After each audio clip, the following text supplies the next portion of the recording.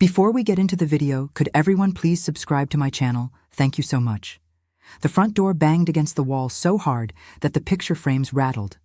I set down the basket of folded laundry just as Marcus's voice thundered through the house. His footsteps pounded across the hardwood floor, fast and heavy, carrying a rage that felt foreign in my quiet home. "Mom, what did you do?" he shouted. His face flushed red, green eyes flashing like they had when he was a teenager caught in a storm of his own temper. "Chloe just called me in tears. You changed the password on your card." She was humiliated at the store, standing there with a cart full of groceries she couldn't pay for. Everyone was staring. I stayed in the doorway of the living room, bracing myself. "Marcus, I changed it because it's my card, my money. I'm not obligated to leave it open for anyone to use." He threw his hands in the air. "We're family. You can't just block us like that." Chloe was buying necessities, food, cleaning supplies. "You made her look like a fool." The words stung, not because of what he said, but because of the contempt behind them. For 42 years I had carried him, raised him, sacrificed for him. Now he stood in front of me, fists clenched, as if I were some stranger keeping him from what he believed was his right. I took a deep breath and steadied my voice. "Marcus, lower your tone. We're educated people. If you need help, we can talk. But my card is not a family service." His jaw tightened and he took 2 steps closer, close enough for me to see the sweat at his hairline.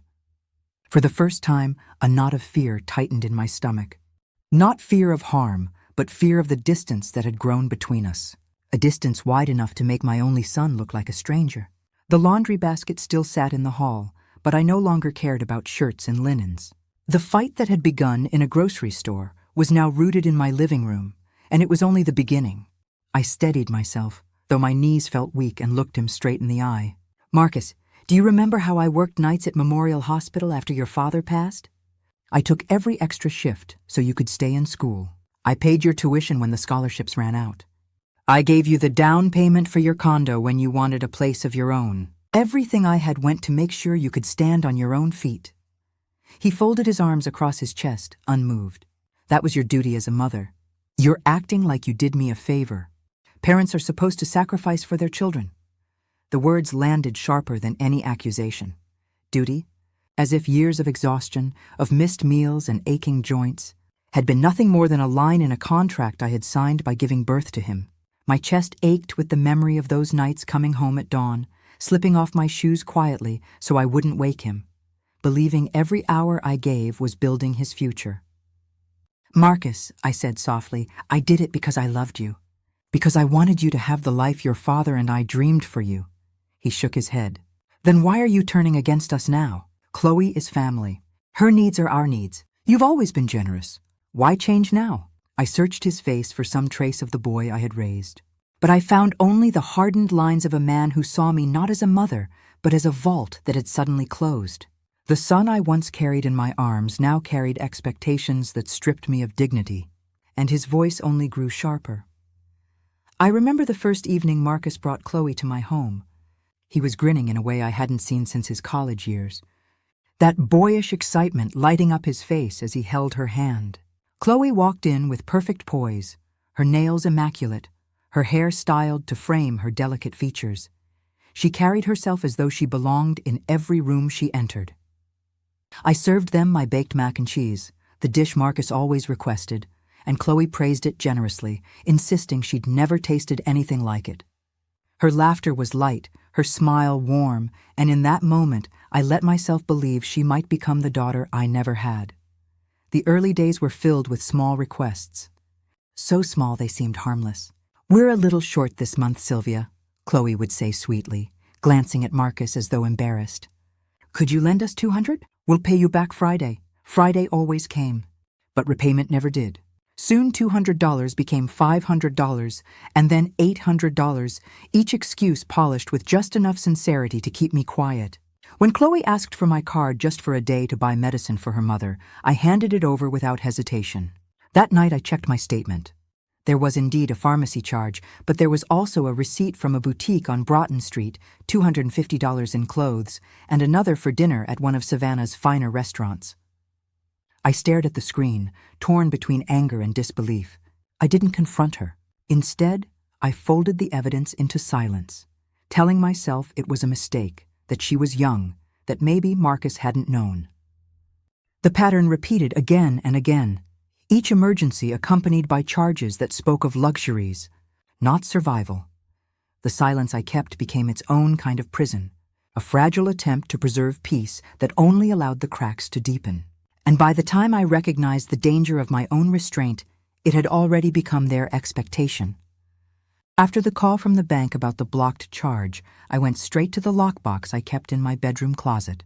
Inside were the documents of my life, deeds, insurance policies, Robert's will. I pushed the folders aside, searching for reassurance that everything was still safe. My hand stilled when I saw a folded sheet of paper tucked beneath my passport. I unfolded it and felt the air leave my chest.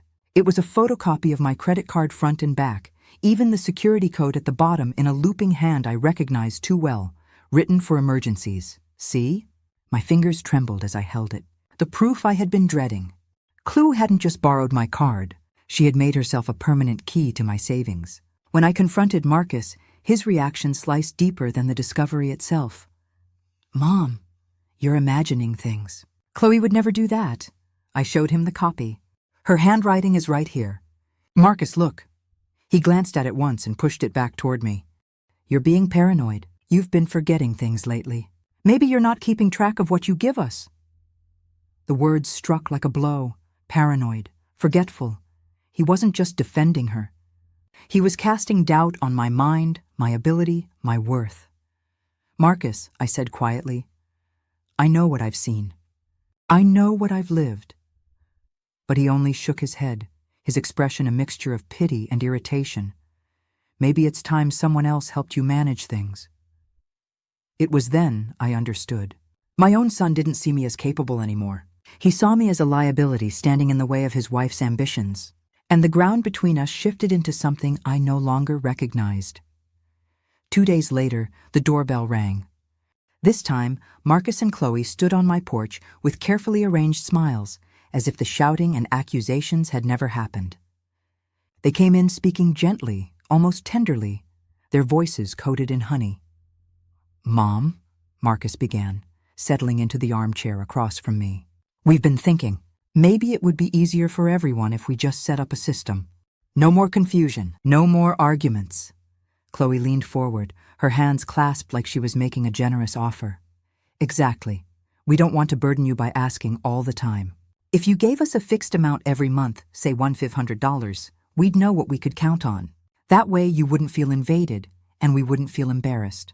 Her words dripped with reason, but I heard only entitlement. $500 a month was nearly my entire Social Security check. I shook my head slowly. "No, I can't, and I won't agree to that." The mask of patience slipped. Marcus's jaw clenched. "Mom, you're being unreasonable. Chloe and I are building a future, and you're making it harder. If you don't want to help us, maybe the court should decide if you're capable of handling your own money." I froze. "What are you saying?" He didn't flinch. "Guardianship. If you can't manage, the law allows family to step in. It would protect you from mistakes." The boy I had raised, the one I had nursed through fevers, cheered through exams and sacrificed everything for, was now threatening to strip away the very independence I had fought my whole life to keep. I felt my voice tremble, but I forced it steady. "Get out of my house." They left without slamming the door, but the silence they left behind pressed heavier than any echo of anger, and I knew I could no longer face this battle alone. Chapter 6. A Neighbor's Truth. That night, I sat in the kitchen staring at my cold cup of tea. The words guardianship echoed until I thought they might crush me. I had endured sleepless nights before when Robert was sick, when Marcus was young, but this was different. This was a battle I could not fight alone. The next morning, I found myself knocking on Alma Green's door. She had lived across the street for 15 years, a retired teacher with a sharp mind and a steady way about her. When she opened the door, one look at my face was enough. "Come in," she said softly. I poured out everything, the card, the copy in Chloe's handwriting, the threats of guardianship. Alma listened without interruption, her lips pressed into a thin line.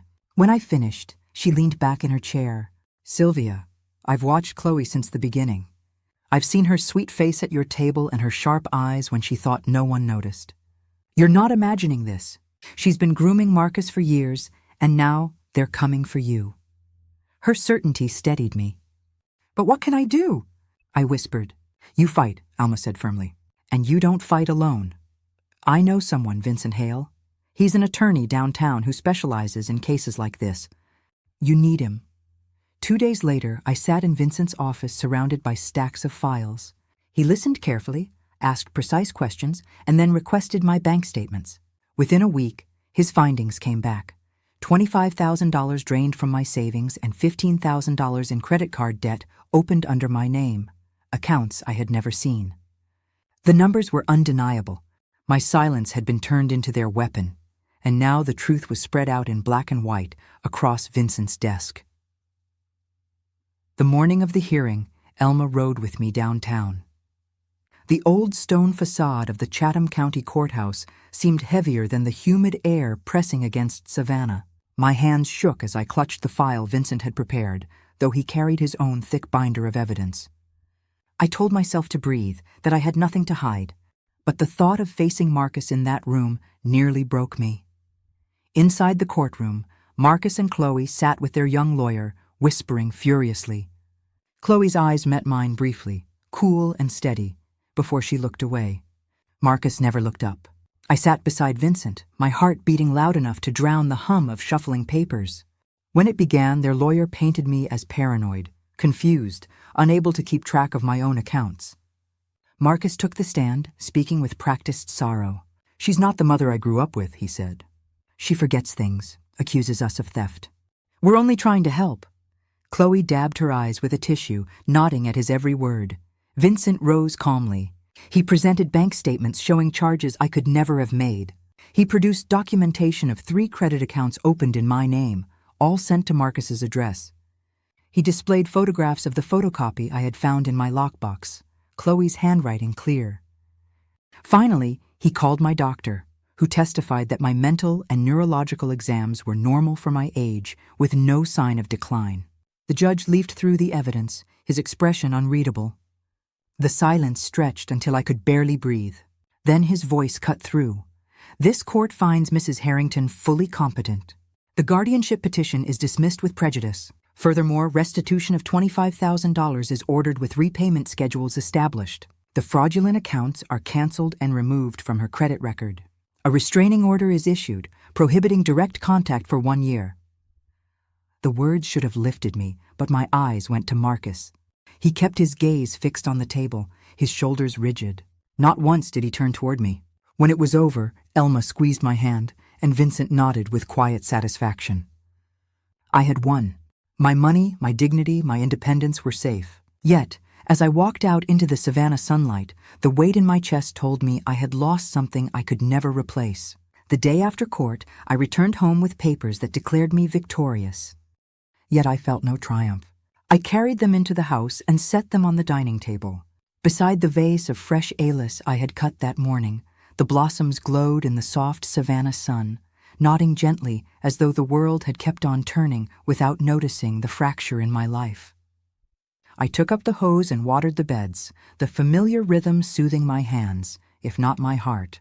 The restraining order gave me protection, but it could not fill the emptiness. For years I had pictured Sunday dinners in this house. Marcus at the head of the table, Chloe bringing a dish, perhaps even children one day filling the rooms with laughter. Instead, the silence pressed against me, thicker than the humid air. Meals became a solitary ritual. I cooked smaller portions, set 1 plate instead of 3, and tried not to glance at the vacant chairs. I ate in silence, listening to the faint tick of the clock on the wall, a reminder of hours passing without conversation. At night, I sat in my armchair, the same chair where I once cradled Marcus as an infant, and stared at the phone that no longer rang. Independence had been won. But it came at the cost of companionship. The freedom I had fought so hard to keep now felt like a cage of my own making, its bars forged from betrayal and loss. Yet, even as the quiet closed in, a part of me refused to surrender. Something told me the story of my life wasn't finished, and the garden would not be the only thing to bloom again. At first, Vincent came only out of duty. He wanted to ensure the repayment order was being followed, to update me on the legal process, and to check that Marcus and Chloe had respected the restraining order. He carried a briefcase and spoke in the precise language of the courtroom, always calm and measured. But after each visit, he lingered just a little longer, and I found myself putting on a pot of coffee before he even knocked. Soon our conversations stretched beyond paperwork. He asked about the garden, about Robert, about the years I had spent at Memorial Hospital. In return, he told me about his wife, gone 5 years now, and about the grown children who lived scattered across the country. We discovered a shared love of books. He leaned toward history, I toward novels, and we traded recommendations like schoolchildren, comparing treasures. One afternoon, while I served pecan pie on the back porch, Vincent pointed toward the Spanish moss draping the oaks beyond my fence. He spoke of the city's history, of how Savannah had endured fires, wars, hurricanes, and still stood proud. Resilience is woven into this place, he said. His words struck something in me because I realized resilience was woven into me too. The house, once so heavy with silence, began to feel warm again. Laughter crept back into the rooms. Not the laughter I had dreamed of from Marcus and grandchildren, but laughter all the same. Vincent's presence softened the edges of my loneliness. He never treated me like a burden, never hinted at what I owed him. He valued my company, and that was something I hadn't felt in years. Little by little, I allowed myself to trust him, not as a lawyer, not as a savior, but as a man who saw me as more than my money or my mistakes. And in that trust, something long buried began to stir, a fragile hope that life still held space for joy. The months that followed were steady, like the tide smoothing rough sand after a storm. Vincent continued to visit, not with files or legal updates anymore, but with a smile and fresh stories from his day. Alma, ever loyal, teased us both about how obvious it was becoming. By the time spring came, the decision felt natural, as though life itself had been nudging me toward it. We were married on a mild April afternoon beneath the oaks in my own backyard. Elma stood as my witness, her hands clasped in quiet pride, while Vincent's brother traveled from Charleston to stand for him. There was no music but the birdsong, no gown but the soft blue dress I had owned for years, and no extravagance but the flowers I had tended myself, geraniums and roses blooming as if in blessing. As we exchanged vows, I felt the weight of the past lift piece by piece. I had lost nearly $40,000, drained not just from my savings but from my heart, and with it, I had lost my only son to his own greed. That grief would never vanish, but it no longer defined me. What remained was my dignity, intact despite the battles, and a love that asked for nothing but my companionship in return. Our home together became a place of laughter, of books stacked on the table, of evenings spent in the garden with coffee as the sun fell low. It was not the life I had once imagined, but it was mine, and it was enough. Sometimes you must lose everything to finally have everything that matters. If you were in my place, would you cling to family that betrayed you or choose to live on your own terms?